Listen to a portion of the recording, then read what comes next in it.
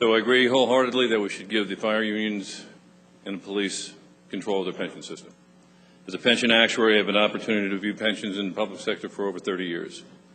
But I have grave concerns as an actuary that the bill lacks the fundamental benchmarks and safety nets that are necessary in pension. For over 22 years, I spent watching as a PERS trustee as the funds were eviscerated. 2000, PERS was at a rating of 167% of funding. By 2002, it was down to 92%. That's a 75-point drop in funding in 2 years. Police and fire, on the other hand, was at 129% of funding.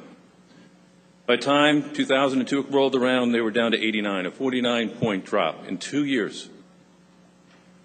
The legislature took the necessary steps to actually stop the trend of using pension systems as budget balancing amendments.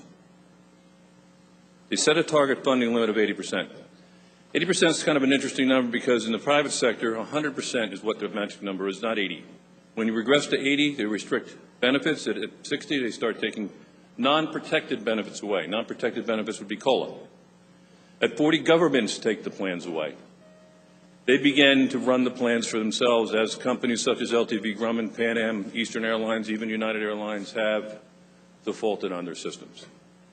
But the federal government has an organization called the Pension Benefit Guaranty Corporation, which was started in 1974 to protect the pensioners.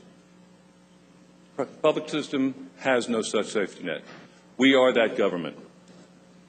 We control the funding. As we go to 60% on the police and fire, we have to protect the system. All I ask, Mr.